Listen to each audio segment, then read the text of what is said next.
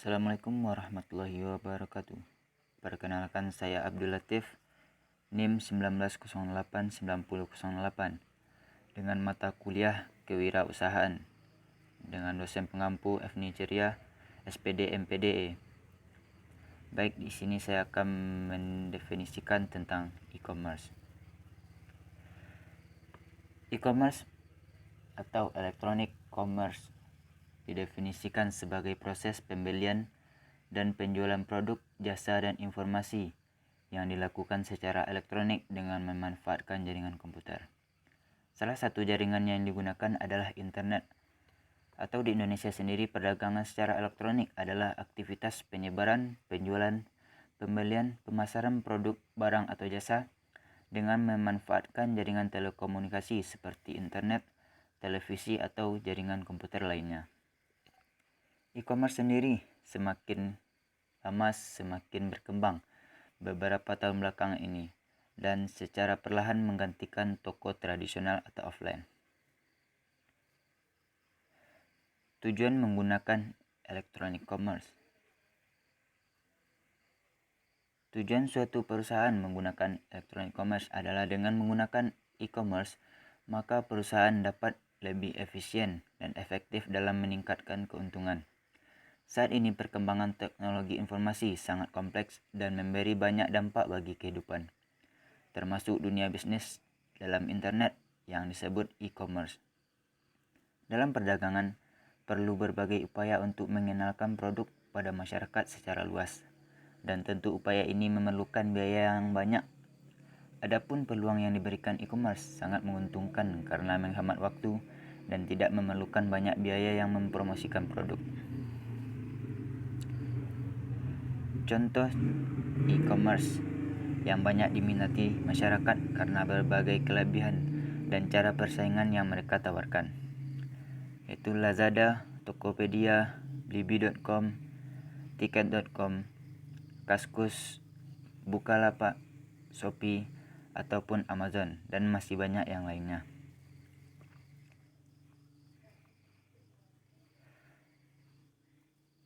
Keuntungan e-commerce. Yang pertama, melewati batas geografis, yaitu jika Anda memiliki toko fisik, Anda dibatasi oleh wilayah geografis. Dengan memiliki website e-commerce, Anda dapat menjangkau siapapun dan dimanapun tanpa adanya batasan geografis. Dan sekarang sudah marak perangkat mobile yang memungkinkan Anda menjangkau lebih banyak calon konsumen. Yang kedua, mencari produk lebih cepat. Hal ini tidak lagi tentang mendorong keranjang belanja ke lorong yang benar. Di sebuah situs e-commerce, konsumen dapat mengklik navigasi intuitif atau menggunakan kotak pencarian untuk mempersempit pencarian produk mereka. Yang ketiga yaitu menurunkan biaya operasional. Transaksi e-commerce adalah transaksi yang sebagian besar operasionalnya diprogram di dalam komputer, sehingga biaya-biaya tersebut, showroom, beban gaji yang berlebihan, dan lain-lain tidak perlu lagi terjadi. Yang keempat, dapat memberikan informasi up to date. Tentu informasi akan semakin lengkap dan lebih mudah disampaikan kepada para konsumen.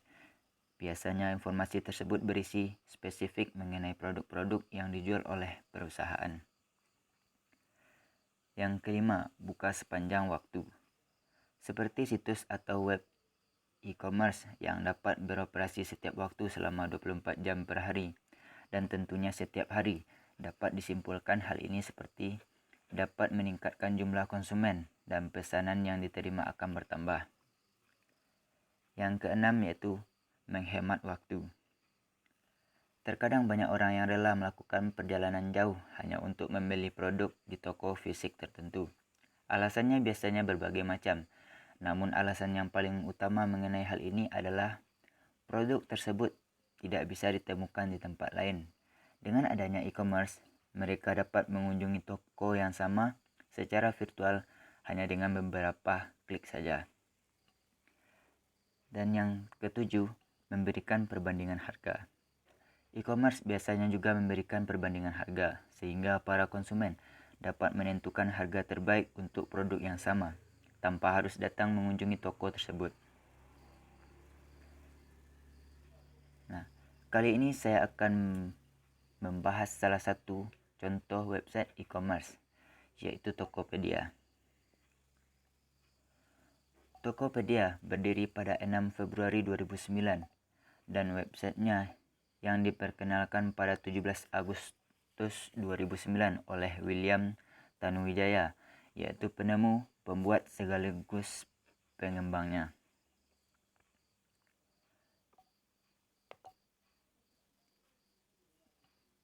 Tokopedia merupakan salah satu toko online terpopuler di Indonesia, yaitu dengan 1,2 miliar pengunjung, yang menempatkan Tokopedia menjadi toko online nomor 1 di Indonesia dengan pengunjung terbanyak. Website ini menjual berbagai macam kebutuhan barang seperti elektronik, olahraga, dapur, kesehatan, peralatan kantor ataupun sekolah, dan masih banyak yang lainnya.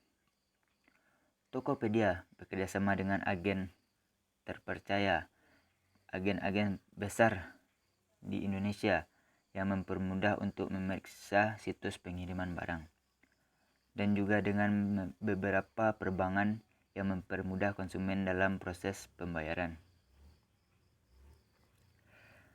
Tokopedia sendiri memiliki visi, yaitu membangun Indonesia yang lebih baik lewat internet. Tokopedia memiliki program untuk mendukung para pelaku usaha mikro kecil menengah atau UMKM dan perorangan untuk mengembangkan usaha mereka dengan memasarkan produk secara daring.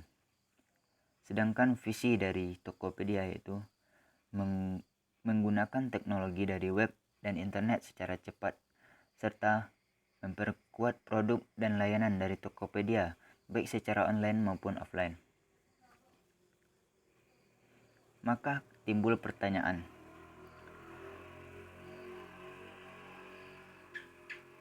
yang pertama, bagaimana prosedur berbelanja di Tokopedia? Langkah pertama adalah memilih barang yang akan kita beli. Misalnya kita akan membeli jam tangan. Langsung saja kita klik di aplikasi Tokopedia. Lalu isi biodata terlebih dahulu seperti nama, alamat tujuan, nomor HP, dan lain-lain. Kemudian tentukan juga kurir pengiriman seperti JNE, JNT, ataupun pos kilat. Dan setelah itu klik bayar. Yang kedua, bagaimana cara Tokopedia mengembangkan strategi pemasaran, yaitu segmentasi dan targeting. Cara strategis pemasaran yang dilakukan Tokopedia dengan membuat iklan di televisi atau media sosial lainnya. Melihat-lihat kompetitor atau pesaing dari Tokopedia agar perusahaan Tokopedia dapat berkembang lebih baik lagi dan mencapai target yang diinginkan. Yang ketiga itu bagaimana kiat-kiat Tokopedia mempertahankan citra perusahaannya. Untuk mempertahankan citra Tokopedia bisa dengan melakukan perbaikan atau revisi jika ada konsumen komplain atau kecewa. Memberikan layanan yang memuaskan bagi konsumen. Misalnya pengantaran barang konsumen, jangan sampai lewat tanggal yang ditentukan. Karena jika lewat dari tanggal yang ditentukan, maka citra Tokopedia akan kurang bagus di mata konsumen. Selanjutnya yang keempat itu bagaimana cara penanganan keluhan dari perusahaan Tokopedia sendiri. Kami memberikan layanan kepada konsumen. Jika ada keluhan, mereka dapat menelpon ke customer service perusahaan Tokopedia atau dapat mengirim keluhan melalui email Tokopedia. Tokopedia dengan cepat akan merespon setiap keluhan dari konsumen. Dan yang kelima yaitu bagaimana cara Tokopedia mempertahankan agar tetap eksis di dunia e-commerce. Tokopedia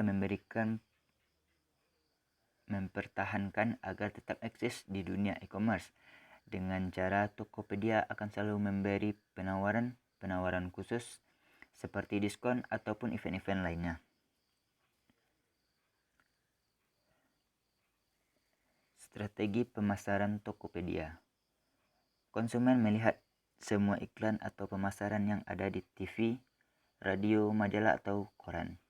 Dimanapun berada, konsumen menjumpai iklan Tokopedia yang bertajuk "Ciptakan Peluangmu".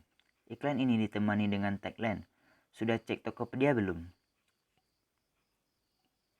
Itu yang pertama, yaitu melalui media sosial. Strategi pemasaran menggunakan sosial media dilakukan dengan membuka akun resmi Tokopedia seperti Facebook, Instagram, Twitter, Google Blog, BBM Channel, ataupun juga lain Tokopedia. Dan yang kedua yaitu melalui iklan televisi. Salah satu bentuk media periklanan yang banyak digunakan karena memiliki jangkauan yang sangat luas adalah televisi. Karena itu Tokopedia memanfaatkan media ini sebagai strategi pemasaran untuk mempromosikan perusahaan bisnis. Analisis SWOT yaitu strength, weakness, opportunity, dan threat. Yang pertama yaitu strength atau kekuatan. Transaksi antara pembeli dan penjual dilakukan secara cepat dan mudah serta murah. Yang kedua yaitu opportunity atau peluang. Dapat menghasilkan produk baru yang banyak diminati customer atau permintaan dari customer. Jika produk sesuai, bagus dan memuaskan konsumen, otomatis akan laris terjual. Yang ketiga itu threat atau ancaman. Dikhawatirkan adanya pembuatan website palsu, persaingan harga, kualitas persaingan secara global, tidak adanya jaminan bahwa transaksi e-commerce terbatas dari upaya perusahaan atau pemanipulasi di data, dan tentu akan berdampak pada perkembangan aktivitas ekonomi. Dan yang keempat yaitu weakness atau kelemahan. Barang tidak bisa dipegang secara langsung. Kadang barang tersebut tidak sesuai dengan apa yang diinginkan atau beda dengan yang ditampilkan.